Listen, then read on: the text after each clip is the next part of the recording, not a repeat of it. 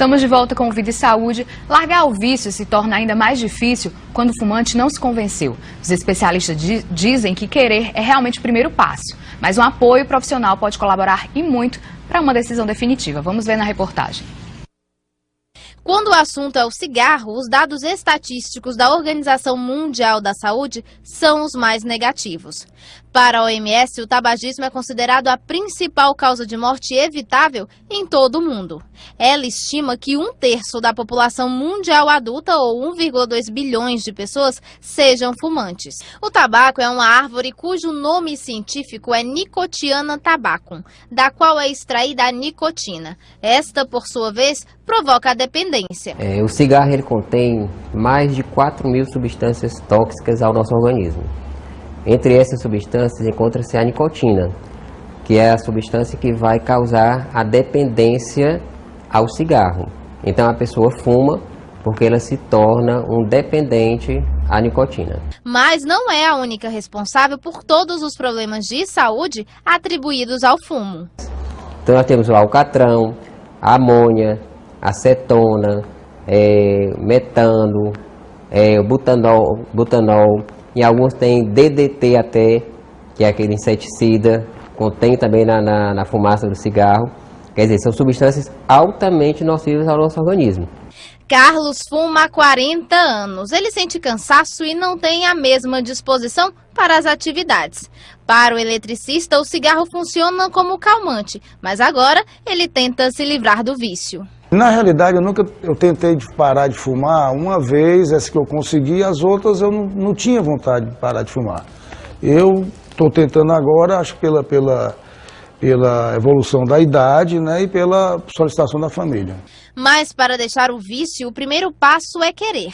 Depois, procurar ajuda. A Unimed Fortaleza desenvolveu um grupo de tabagismo para auxiliar quem quer deixar o fumo e viver uma vida mais saudável. Tenho vontade muito grande de deixar de fumar, mas não tenho êxito nas minhas tentativas. É por isso que eu procurei essa ferramenta que a Unimed está nos concedendo, para ser uma fortaleza e eu tentar por aí deixar de fumar. Esse grupo é formado por uma equipe multidisciplinar, formada por médico, enfermeira, assistente social, fisioterapeuta, educador físico, nutricionista. Eles desenvolvem ações voltadas para a cessação do tabagismo.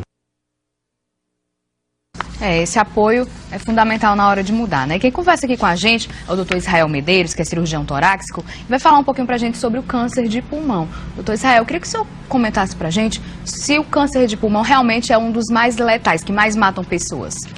É isso, o câncer de pulmão hoje é considerado um problema de saúde pública pela OMS, na realidade uma grande epidemia, é talvez o câncer mais comum em todo o mundo e realmente o que mais mata. No Brasil, ele é o segundo mais prevalente em homens, perdendo só para o câncer de próstata.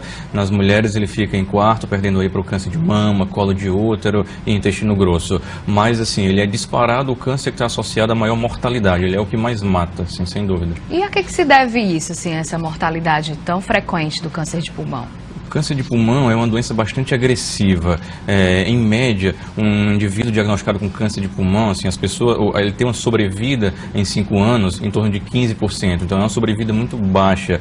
Então é uma doença agressiva, é uma doença que nos estágios bem iniciais, aqueles em que há uma chance maior de cura, ele é silencioso, ou seja, ele não dá sintomas. Então, assim, é uma doença que vai crescendo, vai invadindo, quer dizer, na maioria das vezes, quando ele vai apresentar sintomas que você pode diagnosticar, ele já está numa fase mais avançada, já invadindo ali os órgãos ao redor do tórax, já dando metástases para outros órgãos distantes. Quer dizer, hoje, cerca de 80% dos pacientes que chegam no consultório com o câncer de pulmão já tem uma doença avançada, portanto, com um tratamento mais difícil, uma possibilidade de cura menor. Somente 10 a 20% chega numa fase inicial. Então, ele tem essa característica de dar sintomas muito tardiamente, então, portanto, uma detecção mais tardia. Caso um fumante, né, ele queira sei lá, prevenir um câncer de pulmão, o que é que ele deve fazer, além de largar o cigarro? Tem como ele fazer algum exame para verificar a situação do pulmão dele? Como é que ele pode proceder? Então, o cigarro, o tabagismo, a gente sabe que ele aumenta assim, de 10 a 30 vezes o risco de ter o câncer de pulmão em relação a quem nunca fumou. Quer dizer, o indivíduo fumante, ele tem uma chance de 30% de ter câncer de pulmão ao longo de sua vida, enquanto aquele que nunca fumou tem uma chance de 1%. Então, sem dúvida, melhor, assim, hoje, a prevenção de câncer de pulmão, talvez a mais eficaz, seja a prevenção primária, ou seja, evitar o fator de risco, evitar o cigarro. Quer dizer, o ideal é nunca fumar e mesmo para aquele que fumou, cessar o tabagismo, porque a gente sabe que ao longo dos anos a cessação do tabagismo é capaz de reduzir o risco de câncer de pulmão. Quer dizer, ao invés de ser 30 vezes maior esse risco, cai para 4 vezes maior. Então, cessar o tabagismo vale a pena porque reduz o risco. Agora, no indivíduo fumante, será que existe uma maneira de detectar precocemente esse câncer?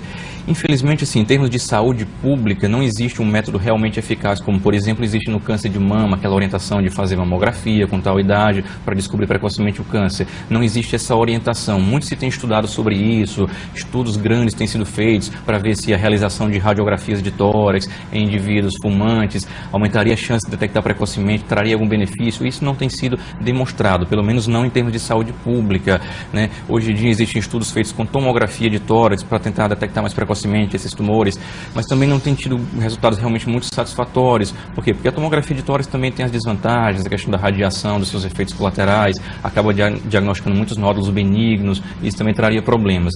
Então, assim, em termos individuais, naquele paciente que chega no consultório, que é fumante há muitos anos, que tem esse fator de risco, individualmente, sim, você pode indicar para ele fazer a cada 1 ou 2 anos uma tomografia de tórax, ele vai repetindo a cada ano, na tentativa de detectar o câncer num estágio precoce em que aquilo ali possa ser. Quer dizer, como uma medida de saúde pública global, isso ainda não é adotado, não se viu ainda um benefício real dessa medida. Mas individualmente, no paciente tabagista crônico, que tem esse interesse, que procura o consultório, ele pode fazer esse acompanhamento, repetir o exame a cada 1 ano, na tentativa de detectar precoce o câncer.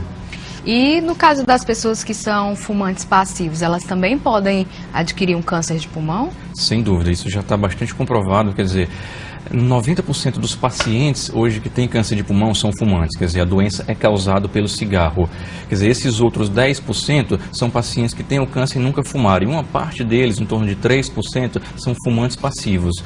Então, assim, já houve grandes estudos mostrando, por exemplo, que esposas, mulheres de homens que são fumantes ao longo da vida, isso aí aumenta em cerca de 2 a 3 vezes o risco de ter o câncer de pulmão, né? Então, existem estudos clássicos feitos no Japão, na Ásia, mostrando essa relação do tabagismo passivo com o câncer de pulmão. Então, sim, sem dúvida, a exposição ao cigarro, principalmente em ambientes fechados, seja em casa, com o cônjuge, seja no trabalho, isso aumenta, sim, o risco de câncer de pulmão, como eu te falei, em torno de 2 vezes. E para as crianças, isso também é visto ainda na infância ou isso vai surgir mais futuramente?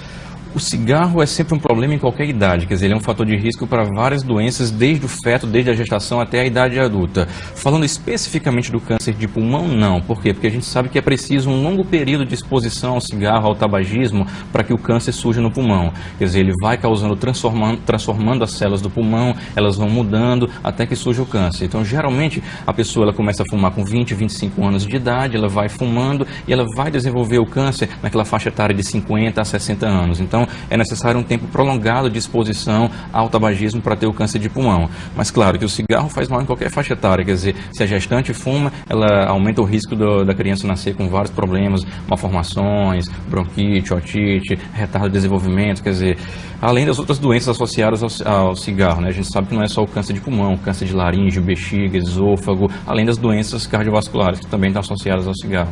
E como é que trata o câncer de pulmão?